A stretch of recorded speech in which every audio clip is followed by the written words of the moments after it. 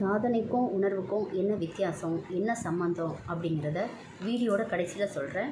அதுக்கு முன்னாடி ஒரு குட்டி கதையை ஒன்று நம்ம பார்க்கலாம். இந்த கதையை ஸ்கிப் பண்ணாமல் கேளுங்க, அப்போ தான் கதையோட விளக்கம் உங்களுக்கு புரியும். வீடியோக்குள்ளே போகிறதுக்கு முன்னாடி நம்ம சேனலை சப்ஸ்கிரைப் பண்ணாதவங்க சப்ஸ்கிரைப் பண்ணிடுங்க, மறக்காமல் பெல் பட்டனை கிளிக் பண்ணிடுங்க. வாங்க இப்போ கதைக்குள்ளே போகலாம். பாண்டியன் என்பவர் தொழிற்சாலையோட பராமரிப்பு அலுவலரா வேலை செஞ்சுட்டு வராரு. ஒரு நாள் மதிய வேளையில பாண்டியனும் அவருடைய தொழிற்சாலையின் தலைவரும் அப்புறம் இன்னும் சில அதிகாரிகளும் கேண்டீன்ல உட்காந்து சாப்பிட்டுட்டு இருக்காங்க. அப்போ தொழிற்சாலையோட தலைவர், நேத்து நம்ம உற்பத்தி குறைஞ்சு போனதுக்கு காரணம் என்ன அப்படின்னு சொல்லி கேக்குறாரு. இதற்கான பதில சொல்ல வேண்டியது தொழிற்சாலையோட உற்பத்தி மேலாளர் சுபாஷ் தான். ஆனா அந்த பதில அவர் அந்த நேரத்துல எதிர்பார்க்கல. உடனே அவர் ஏதோ சொல்ல ஆரம்பிச்சு, சுபாஷ் திடீர்னு, நம்ம தொழிற்சாலையில் உள்ள வாட்டர் கூலர் சரியா வேலை செய்யல, அதுதான் உற்பத்தி குறைஞ்சதுக்கு முக்கியமான காரணம். தொழிலாளர்களுக்கு இதனால மனக்குறை, அதைத்தான் அவங்க உற்பத்தியில இப்படி காட்டியிருக்காங்க அப்படின்னு சொல்றாரு. இது என்னடா, இதெல்லாம் இது உண்மை காரணம் கிடையாது அப்படிங்கிறது அங்க சப்ளையர் உட்பட எல்லாத்துக்குமே தெரியும். ஆனாலும் தொழிற்சாலையோட தலைவர் வாட்டர் கூலர் உள்பட எல்லா இயந்திரங்களுக்கும் பராமரிப்புக்கும் காரணமாக இருக்கிற பாண்டியன் கிட்ட கேக்குறாரு. ஏன் வாட்டர் கூலர் வேலை செய்யல அப்படின்னு கேக்குறாரு. பாண்டியனுக்கும் உற்பத்தி மேலாளர் சுபாஷுக்கும் ஏற்கனவே ஒத்து வராது. என்னடா இது, சுபாஷ உற்பத்தி ஏன் குறையுதுன்னு தலைவர் கேட்டா அவர் சாமர்த்தியமா நம்ம கிட்ட பிரச்சனையை திருப்ப பாக்குறாரே அப்படின்னு பாண்டியனுக்கு கோவம். வாட்டர் கூலருக்கும் உற்பத்திக்கும் என்ன சம்பந்தம் அப்படின்னு சுபாஷ் திருப்பி கேக்குறாரு தலைவர். ஆனா சுபாஷ் லேசா சிரிக்கிறத கவனிச்ச பாண்டியன், என்னை நல்லா மாட்டி விட்டதா நினைச்சு சந்தோஷப்படுறியா அப்படின்னு பாண்டியனுக்கு கோபம் இன்னும் அதிகமாகுது. சுபாஷ் கொஞ்சம் கூட பதட்டமே படல. பாண்டியனை பார்த்து, சார் கேட்டாருல்ல, முதல்ல அதுக்கு பதில் சொல்லுங்க, வாட்டர் கூலர் ஏன் வேலை செய்யல அப்படின்னு சொல்லி கேக்குறாரு.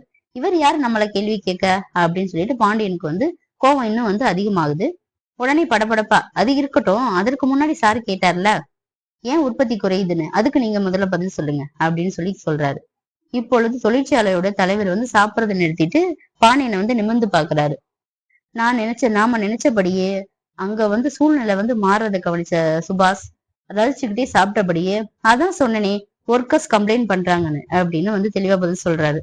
உற்பத்தி செய்ய வேண்டிய எல்லா மிஷின்களையும், அதாவது நூற்றுக்கணக்கான மிஷின்கள் அங்க இருக்கு, அந்த எல்லா மிஷின்களையும் சரி பண்ணி பராமரிக்கிறோம். அப்பெல்லாம் அவங்க எதுவுமே சொல்லல.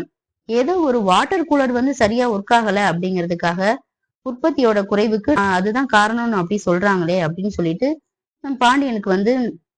பாண்டியன் எதை சொல்ல வர, உடனே டக்குன்னு தொழிற்சாலையோட தலைவர் பாண்டியனை பார்த்து, கூலர் வேலை செய்யுதா இல்லையா பாண்டியன், அதை சொல்லுங்க அப்படின்னு சொல்லி சொல்றாரு.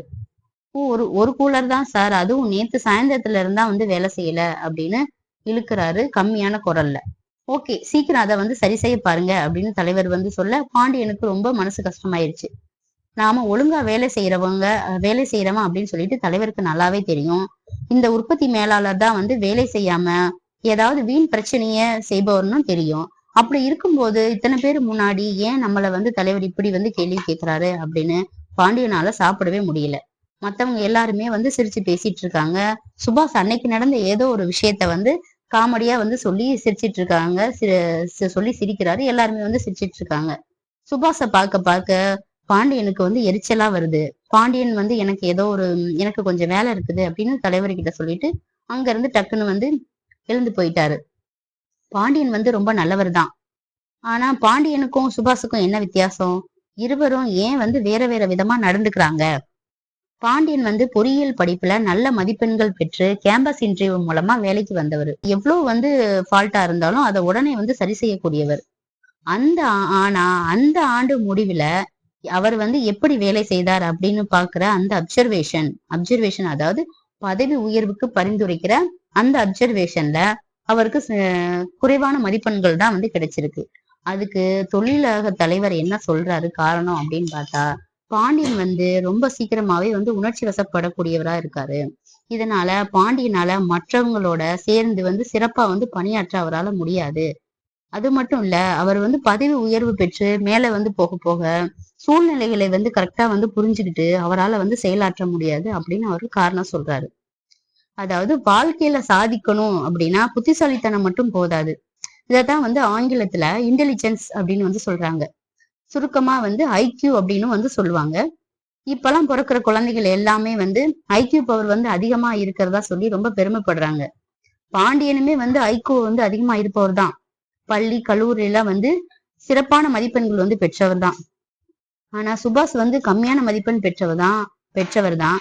ஆனா சுபாஷுக்கு இன்னொரு திறன் வந்து அதிகமா இருக்கு. எமோஷனல் இன்டெலிஜென்ஸ் அப்படின்னு வந்து சொல்றாங்க.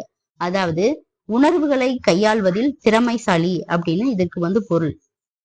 அதாவது நாம வந்து எவ்வளோ பெரிய துறையில வந்து நம்ம சாதிச்சாலும் நம்ம வந்து ஒரு சின்ன விஷயங்கள் வந்து நமக்கு ஒரு நெருடல் ஆனாலோ, ஒரு சின்ன விஷயங்கள் வந்து பக்கத்துல இருக்கிறவங்க வந்து ஏதாவது ஒண்ணு சொன்னாலோ, நம்ம அதிகமா வந்து எமோஷனல் ஆகி அதோட ரியாக்ஷன் வந்து காட்ட ஆரம்பிச்சிடும். கோபமாவோ இல்ல சண்டையாவோ அப்படின்னு காட்ட ஆரம்பிச்சிடுறோம்.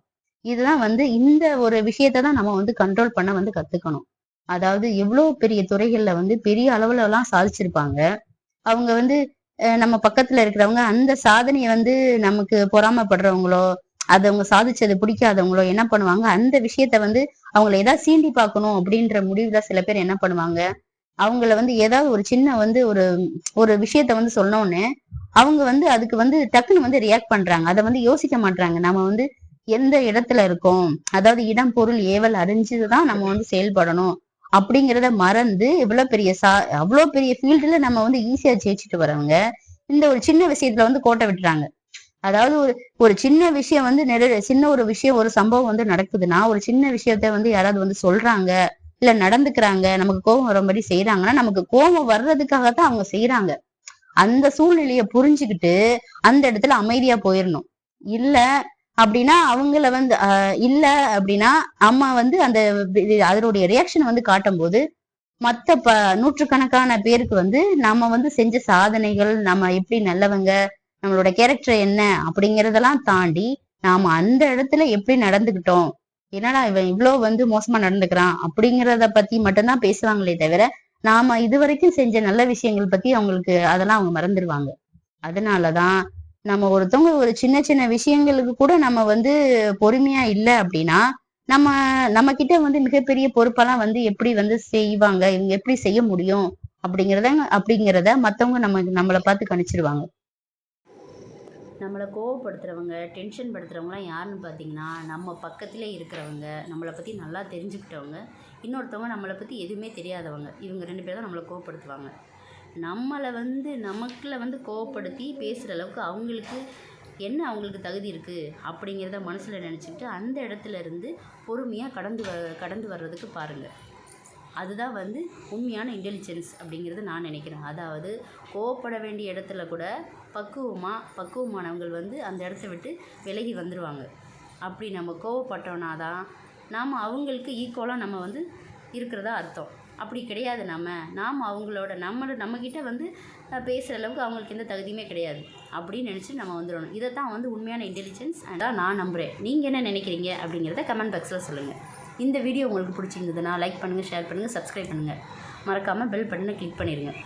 திஸ் வீடியோ ஸ்பான்சர்ட் பை பைமோட் ஆப். இந்த பைமோட் ஆப்பை யூஸ் பண்ணி உங்களுக்கு தேவையான ஸ்டேஷ்னரி ஐட்டம்ஸ், மென்ஸ் அண்ட் விமென்ஸுக்கு தேவையான பியூட்டி ப்ராடக்ட்ஸ் எல்லாமே அவைலபிளாக இருக்குது.